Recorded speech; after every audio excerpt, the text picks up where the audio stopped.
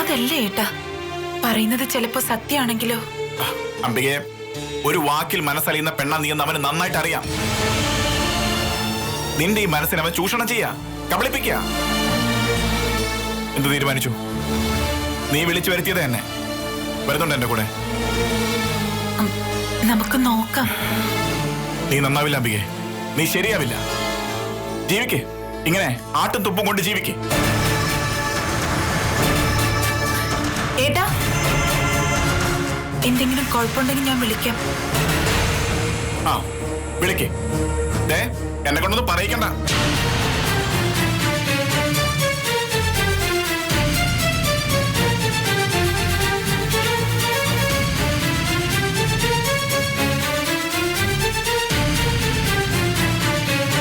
വേണോ? നമ്മൾ തമ്മിലുള്ള ലക്ഷങ്ങളുടെ ഡീലിംഗാ തെറ്റിപ്പോയത്. സമാധാനം നീ പറയണം, ഇല്ലെങ്കിൽ പറയിപ്പിക്കേണ്ടി വരും എനിക്ക്.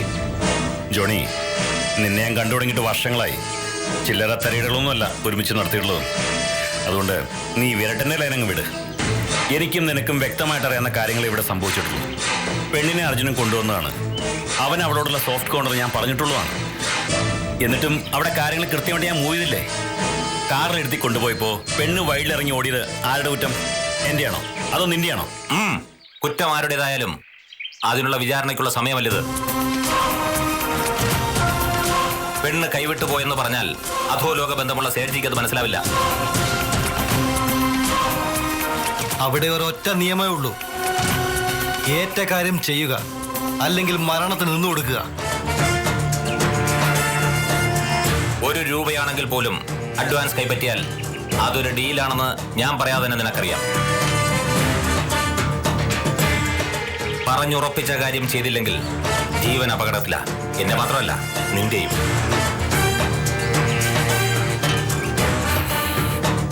ഇപ്പോ എന്ത് ചെയ്യാൻ പറ്റും? അത് പറ. 2 മാർഗമുണ്ട്. അതിലൊന്നാമതാണ് സേഫ്.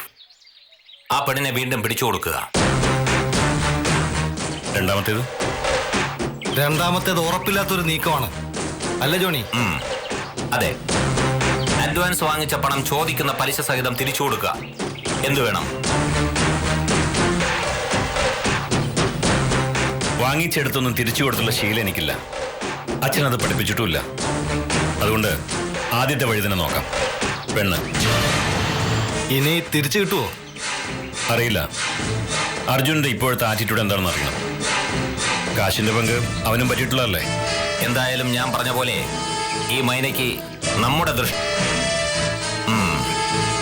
ശ്രമിക്ക്. ഒരിക്കൽ കൂടി.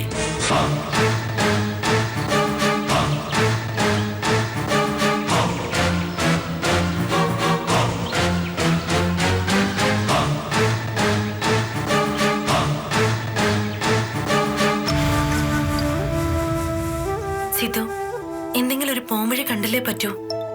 അല്ലെങ്കിൽ അംബികയും കുഞ്ഞും വഴിയാധാരം ആവില്ലേ? വഴിയാധാരമൊന്നും ആവില്ല. അവക്കും കുഞ്ഞിനും ഞാൻ ജീവിച്ചിരിക്കുമ്പോ ഒരു കുഴപ്പം സംഭവിക്കില്ല. അന്തസ്സായിട്ട് ജീവിക്കും. പക്ഷേ അതല്ലല്ലോ കാര്യം. ഒരു ജീവിതം വേണ്ടേ അവക്ക്? ഏട്ടനോട് പറഞ്ഞ ആ വന്നു കയറിയ പെണ്ണിനെ അവിടെ നിന്ന് ഇറക്കി വിടാനുള്ള വഴി ഉണ്ടാക്കി തരും. അങ്ങനെ ചെയ്താലോ? അതുകൊണ്ടൊന്നും പ്രശ്നം തീരില്ലല്ലോ മനസ്സേ. ഗീതു ഗർഭിണിയാ.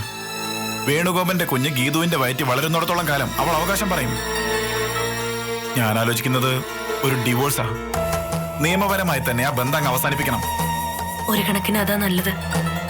എന്തിനാ ഇങ്ങനൊരു ഭർത്താവ്? അംബികയോടും കുഞ്ഞിനോടും സ്നേഹമില്ല, സ്വന്തം കുഞ്ഞിനെ അംഗീകരിക്കുന്നുമില്ല. ഒരു ഭാര്യയുടേതായ ഒരു അവകാശങ്ങളും ഇല്ലാതെ ആ ബന്ധം കൊണ്ടു നടക്കുന്നോണ്ട് ഒരു കാര്യവുമില്ല. പിരിയുന്നതാ നല്ലത്. അതിനും അവൻ സമ്മതിക്കുന്നില്ല. അതെന്താ? അംബികയെ ഞാൻ കൂടെ കൊണ്ടുവരാൻ തീരുമാനിച്ചതാ. അപ്പൊ അവൻ കാല് പിടിക്കുക, കൊണ്ടുപോകലേന്നും പറഞ്ഞു. ആ പെണ്ണിന്റെ ഗർഭത്തിന് ഉത്തരവാദി അവൻ അല്ലാന്നാ പറയുന്നത്. കള്ളനാ? അത് വിശ്വസിക്കാൻ പറ്റില്ല. അതെ, അവനൊരിക്കലും വിശ്വസിക്കാൻ പറ്റില്ല. അവര് തമ്മിലുള്ള ബന്ധം ആ വീട്ടിൽ എല്ലാവരും സമ്മതിക്കുന്നുണ്ട്. എന്തായാലും പെട്ടെന്നൊരു തീരുമാനം എടുക്കണം. ഇനി വേണ്ട അവനെ. നമുക്കൊരു വക്കീലുമായിട്ട് സംസാരിക്കാൻ സിദ്ധു. അതെ, അങ്ങനെ എന്തെങ്കിലും ആലോചിക്കാം.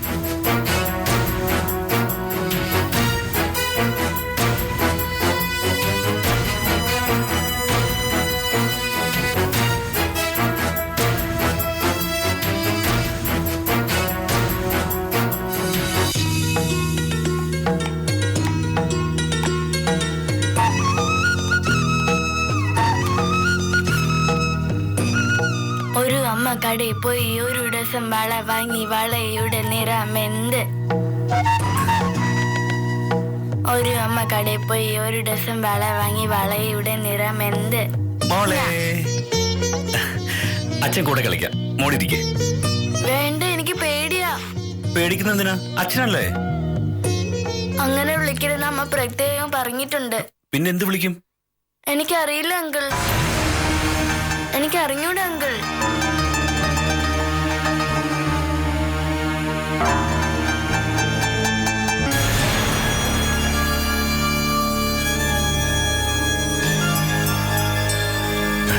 അമ്പികെ, കുഞ്ഞുങ്ങളെ നല്ലതേ പറഞ്ഞു പഠിപ്പിക്കാവൂ, അല്ലാതെ അച്ഛന് കയറി കുമാരേട്ടാന്ന് വിളിപ്പിക്കരുത്. എന്നാ ഈ അച്ഛൻ ഉണ്ടായത്? ഇപ്പൊ എവിടുന്ന ഈ സ്നേഹം കയറി വന്നത്? എല്ലാം ഞാൻ തിരിച്ചറിഞ്ഞു അമ്പികെ. യഥാർത്ഥ സ്നേഹം ഭാര്യയ്ക്കും കുഞ്ഞിനും മാത്രമേ ഉണ്ടാവൂ. നമുക്ക് ഒരു പുതിയ ജീവിതം തുടങ്ങാം. ഈ ജന്മത്തിലോ അടുത്ത ജന്മത്തിലോ? ഇപ്പൊ മുതല്. നിങ്ങളുടെ കൂടെ ഈ ജന്മത്തിലെന്നല്ല, ഇനി 7 ജന്മം ജനിച്ചാലും ഞാൻ താമസിക്കില്ല. ഈ വീട്ടില് മൊത്തത്തിൽ ഞാൻ ഒറ്റപ്പെട്ടു പോയി. നീ കൂടെ എന്നെ തള്ളി പറയരുത്. ഞാൻ തള്ളി പറഞ്ഞാൽ എന്താ? വേറെ ഭാര്യ അവളുടെ വയറ്റിലൊരു കുഞ്ഞുണ്ടല്ലോ, പിന്നെ ഒറ്റപ്പെടുന്നത് എങ്ങനെയാ? അമ്പികെ, എപ്പോഴും നീ ഇത് തന്നെ പറയല്ലേ? സിദ്ധാർത്ഥന്റെ മുമ്പിൽ വെച്ച് നമ്മൾ കോംപ്രമൈസ് ആയതല്ലേ? കോംപ്രമൈസോ? അത് ഒരിക്കലും ഉണ്ടാവില്ല. സത്യം തെളിയിക്കുമെന്ന് വീമ്പിളക്കിയപ്പോ കുറച്ച് ദിവസത്തേക്ക് ഇവിടെ നിന്നേ ഉള്ളൂ. ഇനി ഒരു ജീവിതം ഒരുമിച്ചുണ്ടാവില്ല. വാ മോളെ. അച്ഛനാ കപ്പിയാരെന്നൊക്കെ പറഞ്ഞിട്ടേ അടുത്ത് കൂടാൻ വരും, അടുപ്പിക്കരുത്. വാ.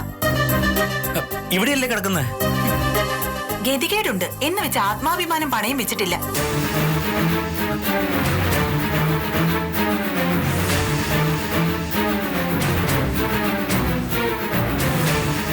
സ്വന്തം മകനെ കാശിനു വേണ്ടി വിൽക്കുന്ന ഒരു തന്തയെ എന്റെ ആയുസ് ഞാൻ കണ്ടിട്ടില്ല. ഈ കണക്കിന് പോയാൽ നിങ്ങൾ എന്നെയും വിൽക്കും. പുരാവസ്തുക്കൾക്കൊന്നും ഇപ്പൊ പഴയ മാർക്കറ്റില്ല, ആർക്കും വേണ്ടാതേ. അയ്യോ, അല്ലെങ്കിൽ ഞാനൊരു കൈ നോക്കിയേനെ. ഉദാഹരണം പറഞ്ഞാണോ? നിങ്ങളുടെ സ്വഭാവം വെച്ച് നോക്കിയാലേ ഞാൻ പുരാവസ്തു അല്ല, പത്തരമാറ്റ് തങ്ക. നിങ്ങൾ ഇനി നന്നാകാനൊന്നും പോകുന്നില്ല. എനിക്ക് ആ പ്രതീക്ഷയൊക്കെ പോയി. അവന്റെ കാര്യം ഓർക്കുമ്പോഴേ എനിക്ക് വിഷമം. ഒരേ ഒരു മകനുള്ളവനെ വഴിപഴപ്പിച്ചില്ലേ? 2 പെണ്ണുങ്ങള്, അതിൽ 2ലും മക്കള്. അവൻ ഇനി എങ്ങനെ ജീവിക്കും? അവൻ മിടുക്കനാണെങ്കിൽ സുഖമായിട്ട് ജീവിക്കും. ഒരു അഡ്ജസ്റ്റ്മെന്റിലൊക്കെ അങ്ങ് കൊണ്ടുപോയാൽ മതിയെന്നേ. നിങ്ങൾക്ക് ഇപ്പോഴും അത്തരം ബന്ധങ്ങളുണ്ടെന്ന് എനിക്കറിയാം. അമ്മിണിക്കും വത്സലയ്ക്കും ഒക്കെ പണം കടം കൊടുത്തിട്ട് പലിശ പണമായിട്ടല്ല വാങ്ങിയെന്നും എനിക്കറിയാം. ക്ഷമിച്ചതാ. ഈ കുടുംബം തകർന്നു പോകാതിരിക്കാൻ വേണ്ടി കണ്ണടച്ചതാ. ഒക്കെ വേണുവിന് വേണ്ടിയായിരുന്നു. പക്ഷെ അവനെ നിങ്ങൾ നശിപ്പിച്ചു. ഇനി എനിക്ക് ജീവിതത്തിൽ ഒരു പ്രതീക്ഷയില്ല. എങ്ങനെയെങ്കിലും ഒന്ന് തീർന്നു കിട്ടിയാൽ മതിയായിരുന്നു. മരണത്തെ കുറിച്ചൊക്കെ ചിന്തിക്കാടി. എന്റെ കാര്യമല്ല പറഞ്ഞത്. പിന്നെ എന്റെ കാര്യോ? വന്ന് കിടക്കാൻ നോക്ക്.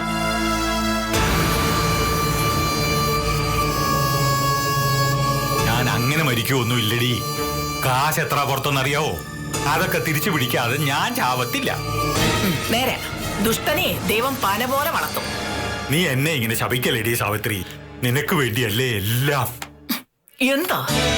ഒന്നുമില്ല, നീ ഇപ്പോഴും ചെറുപ്പമാന്ന് പറയുമായിരുന്നു. എന്റെ വായിരിക്കുന്ന വല്ലതും കേക്കും കേട്ടോ.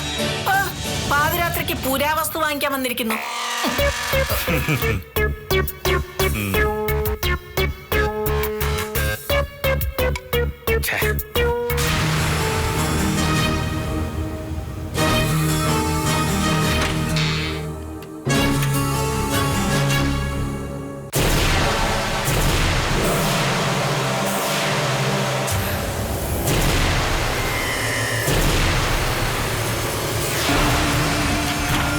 നീ എന്താ ഇവിടെ? അംബിക ഈ മുറിയിലെ കിടപ്പ് നിർത്തിയില്ലേ? ഇനി എനിക്ക് അവകാശപ്പെട്ട മുറിയായത്. അല്ല, ഒരു കാലത്ത് നിന്നെ ഈ മുറി കിടത്തില്ല ഞാൻ. എന്നാ വേണ്ട, നമുക്ക് 2 പേർക്കും കൂടി എന്റെ മുറി കിടക്കാം. എനിക്ക് മനസ്സിലായിടി. എന്റെ ഒപ്പം കിടന്നിട്ട് ബന്ധാങ് സ്ഥിരാക്കാനല്ലേ? അല്ലെങ്കിൽ ഇപ്പൊ സ്ഥിരമല്ലേ? അല്ല, കണ്ടവന്റെ കൊച്ചിനെ തന്തിയാവ എന്നെ കിട്ടില്ല. വേണു എപ്പോഴും ഇങ്ങനെ പറയരുത് കേട്ടോ. സ്വന്തം കുഞ്ഞിനെ തള്ളി പറയരുത്. ഇതും ഞാൻ നിന്നോട് നല്ല വാക്കിന് പറയാ. എന്റെ ജീവിതം വെച്ച് നീ കളിക്കരുത്. നിന്റെ വയറ്റിൽ കിടക്കുന്ന കുഞ്ഞ് എന്റെ അല്ലെന്ന് നിനക്കും അറിയാം, എനിക്കും അറിയാം. ഉള്ള സത്യം നീ എല്ലാവരും തുറന്നു പറഞ്ഞാ നിനക്ക് വേണമെങ്കിൽ ഞാൻ സ്വർണം കൊണ്ട് ഞെട്ടിപ്പട്ടം കെട്ടി ആനയെ കൊണ്ടുതരാം. അയ്യേ, ഭർത്താവിന് പകരം ആനയെ കിട്ടിയിട്ട് എന്ത് ചെയ്യാനാ? എനിക്ക് എന്റെ കെട്ടിയോനെ മതി. ഏത് കെട്ടിയോൻ? ഇത് സത്യം പറയടി, ഇതാരുടെ കുഞ്ഞാ? നീ ആരുടെ കൂടെ പണ്ടാറടങ്ങിയ കൊച്ചായത്? പറ. എനിക്കൊരാളേ ഉള്ളൂ, അതെന്റെ കുഞ്ഞിന്റെ അച്ഛനാ, ഈ വേണുഗോപൻ. ഇറങ്ങിപ്പോടി എന്റെ മുമ്പിൽ, ഇല്ലെങ്കിൽ കിട്ടുന്നിടത്ത് വെച്ച് വീക്ക് ഞാൻ. ഇറങ്ങിപ്പോടി. ഞാൻ ഇറങ്ങിപ്പോകാം, പക്ഷെ വയറ്റിൽ കിടന്ന് നമ്മുടെ കുഞ്ഞിതെല്ലാം കേൾക്കുന്നുണ്ട്, ആ ഓർമ്മ വേണം.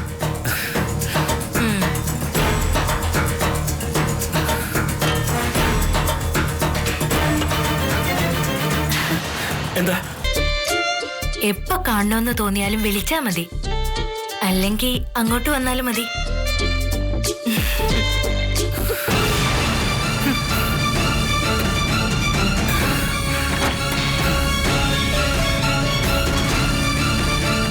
എന്തു പറ്റി? മുറിന്ന് ഇറക്കി വിട്ടോ? ഏത് മുറിന്ന്? ഞാൻ കണ്ടു പതുങ്ങി പതുങ്ങി കയറി പോകുന്നത്. കൊച്ചിന്റെ അച്ഛനെ ഫിക്സ് ചെയ്തോ?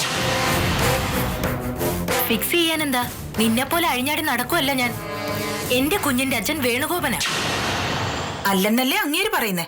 അങ്ങനെ പറഞ്ഞ സ്വന്തം കുഞ്ഞ് അല്ലാണ്ടാവോ? അതെനിക്കറിയാൻ വയ്യ. കുഞ്ഞിനെ ജനിപ്പിച്ചിട്ട് അത് സ്വന്തം കുഞ്ഞല്ലാന്ന് പറയുന്നത് വേണുവേട്ടന്റെ ഒരു ഹോബിയാ. അത്തരം തമാശയിൽ പെട്ടുപോയതാ ഞാനും എന്റെ മോളും. നിനക്കും ആ ഗതി വരരുത്. എനിക്ക് ആ ഗതിയൊന്നും വരില്ല. നാളെ എന്റെ അമ്മയിങ്ങ് വരും, കാര്യങ്ങൾക്കൊരു തീരുമാനം ഉണ്ടാക്കിയിട്ട് അമ്മ പോവും. നീ ഇവിടെ വന്നിട്ട് എത്ര നാളായി? എന്തിനാ? അല്ല, ഗർഭത്തിന്റെ കാലാവധി ഒന്ന് അറിയാൻ വേണ്ടിട്ടായിരുന്നു. നീ എന്തിനാ അതറിയുന്നത്? എനിക്ക് വേണ്ടിട്ടല്ല, എല്ലാവർക്കും കൃത്യമായിട്ടൊന്ന് ബോധ്യപ്പെടാനാ. ആരെ വേണമെങ്കിലും ബോധ്യപ്പെടുത്താം, അതിന് നീ മുൻകൈ എടുക്കണ്ട. എത്രയും പെട്ടെന്ന് ഇവിടുന്ന് ഒന്ന് ഇറങ്ങി തന്നാ മതി. ഞാൻ എപ്പോ വേണമെങ്കിലും ഇറങ്ങാൻ തയ്യാറാ. പിന്നെ ഇവിടെ അടിഞ്ഞുകൂടുന്ന എന്തിനാ? കാണാൻ. ഇനി ഇവിടെ നടക്കുന്ന കളികളും മത്സരങ്ങളും ലൈവായിട്ട് കാണാൻ.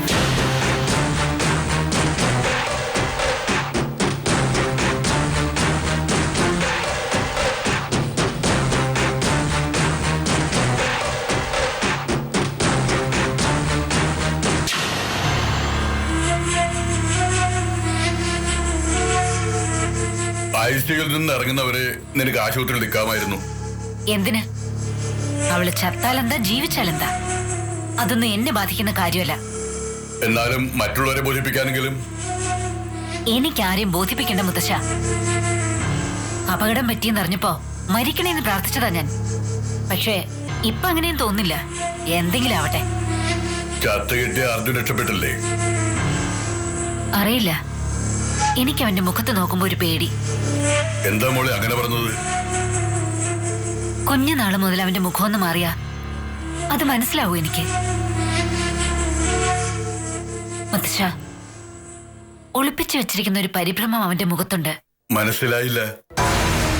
എനിക്കും മനസ്സിലായില്ല. മൈനയ്ക്ക് അപകടം പറ്റിയാൽ അവന് സങ്കടമല്ലേ ഉണ്ടാവേണ്ടത്? അല്ലെങ്കിൽ ഒരു പേടിയല്ലേ മുഖത്ത് വരേണ്ടത്? ഇതൊന്നുമല്ല. ചില കാര്യങ്ങൾ മറച്ചു വെക്കാൻ നേരത്ത് അവന്റെ മുഖത്തൊരു വിളർച്ചയും പരിഭ്രമവും ഒക്കെ ഉണ്ടാവാറുണ്ട്. അതെനിക്ക് കൃത്യമായിട്ട് അറിയാം. എന്തൊളിക്കാനവൻ? മുത്തശ്ശ, ഒരു ഡ്രൈവർ പോലും കൂട്ടാതെ മൈനയുമായിട്ട് ഇത്ര ദൂരം പോവുക, അവിടെ ചെന്ന് റൂം എടുക്കുക, പിന്നെ ആരൊക്കെയോ വന്ന് അവനെ ബോധം കെടുത്തിയിട്ട് മൈനയും കൊണ്ട് പോവുക. ഇതിലൊക്കെ എന്തോ പ്ലാനിങ് ഉള്ളത് പോലെ. അർജുനൻ കരുതിക്കൂട്ടി ചെയ്തെന്നാണോ? അതറിയില്ല. എന്തായാലും നമ്മൾ ഉദ്ദേശിച്ച പോലെ അവന് കടുത്ത സ്നേഹമൊന്നുമില്ല മൈനയോട്. എന്തോ കണക്കുകൂട്ടലോടെ നടക്കുക ചൊക്കൻ. ഒക്കെ നിനക്ക് വെറുതെ തോന്നുന്നതായിരിക്കും. മറിച്ച് ആരോടാണെങ്കിലും മുത്തശ്ശൻ ഇത് പറയാം. എന്നോട് മാത്രം പറയരുത്. കാരണം ഞാൻ വളർത്തിയ കുട്ടിയവൻ. അവന്റെ ഒരു പുരുകക്കൊടിയുടെ ചലനം പോലും എനിക്ക് മനസ്സിലാവും. മൈന ആ കിടപ്പിൽ മരിക്കുന്നത് തന്നെയാ മുത്തശ്ശ നല്ലത്. അതിപ്പോഴാ ഞാൻ ചിന്തിക്കുന്നത്. എന്താ മോളെ? മൈനയ്ക്ക് ബോധം തെളിഞ്ഞാൽ അവൾക്ക് അർജുനെ കുറിച്ച് പറയാൻ എന്തെങ്കിലും ഉണ്ടെങ്കിലോ മുത്തശ്ശ? അതായിരിക്കും അവന്റെ ടെൻഷൻ. എനിക്ക് മൈന മരിക്കുന്നതല്ലേ നല്ലത്?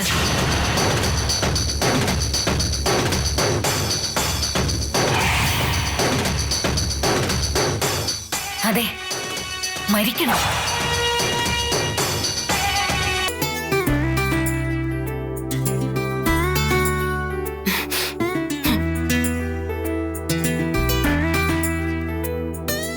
ഡോക്ടറെ, ഇതൊരു വെറും പരിഭവമല്ലാന്ന് എനിക്കറിയാം.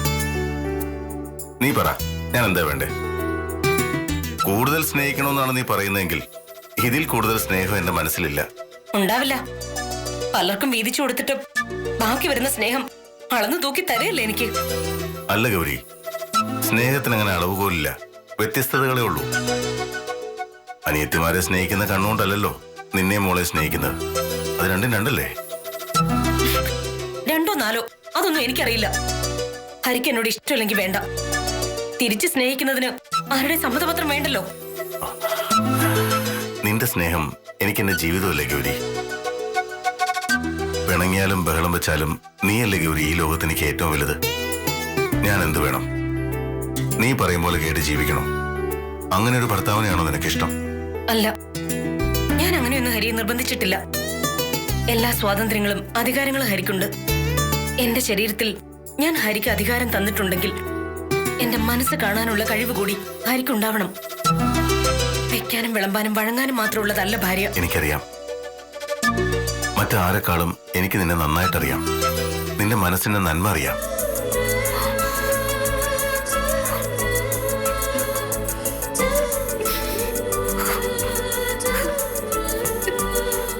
ഈയിടെയായിട്ടും ഹരി എന്നെ തീർത്തും അവഗണിക്കുന്നു. അങ്ങനെ തോന്നിയിട്ടുണ്ടെങ്കിൽ അതെന്റെ തെറ്റ്. ഇനി ഉണ്ടാവില്ല. ഇനി പിണങ്ങില്ല നമ്മള്. പോരെ? നിനക്ക് ഇഷ്ടമില്ലെങ്കിൽ ഇനി മൈനെ കാണാൻ ഞാൻ പോവില്ല. അത് പോരെ ഡോക്ടറെ? പോണ്ടെന്നൊന്നും ഞാൻ പറയില്ല. എവിടെ വേണമെങ്കിലും പൊയ്ക്കോ. പക്ഷെ ഒരു കാര്യം വാക്ക് തരണം ഹരി. ഞാനൊരു ഭാര്യ, ഭർത്താവ് എന്റേത് മാത്രമായിരിക്കണമെന്ന് ആഗ്രഹിക്കുന്ന ഒരു സാധാരണ ഭാര്യ. ഞാൻ ഹരിയെ വിശ്വസിക്കുന്നു. ആ വിശ്വാസം തെറ്റിക്കരുത്. ഇല്ല. പിന്നെന്തിനാ ചെമ്പരത്തി പൂക്കളെ തേടി പോകുന്നൊക്കെ പറഞ്ഞതോ? ചെവിയിൽ വെക്കാൻ. എന്താ? 2 ചെവിയിലും വെച്ചോണ്ട് തുള്ളാൻ. എന്റെ ഡോക്ടറെ, ദേഷ്യം വരുമ്പോ അങ്ങനെ പലതും പറയും. അതൊക്കെ മനസ്സിൽ വെച്ചോണ്ടിരിക്കാൻ പാടുണ്ടോ? വീട്ടിലൊരു പൂന്തോട്ടം കാത്തിരിക്കുമ്പോ ആരെങ്കിലും പൂ പറിക്കാൻ പുറത്തു പോകൂടി?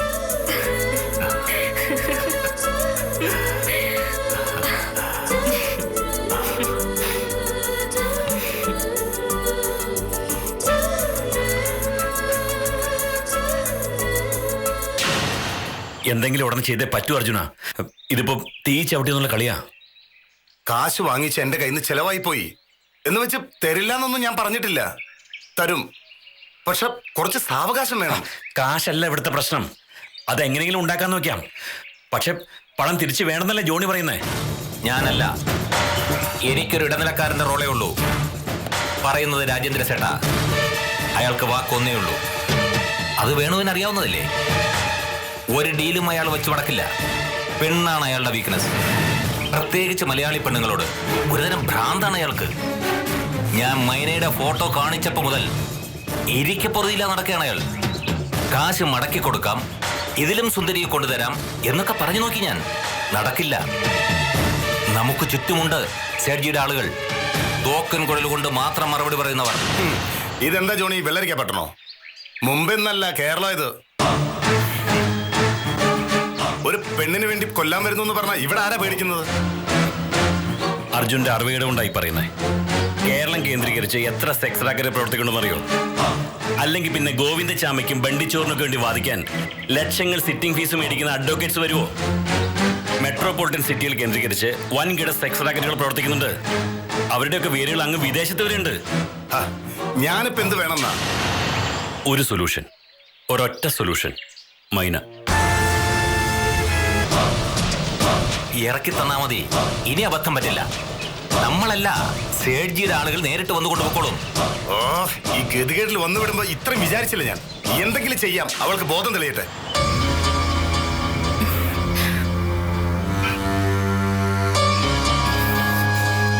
മൈന, മൈന, are you okay?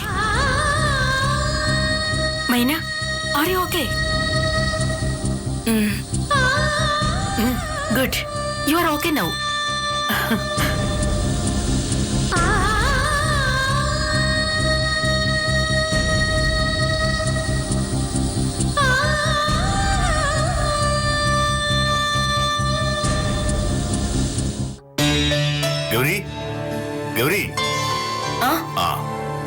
ഹോസ്പിറ്റലിൽ നിന്ന് ഇപ്പൊ വിളിച്ചു.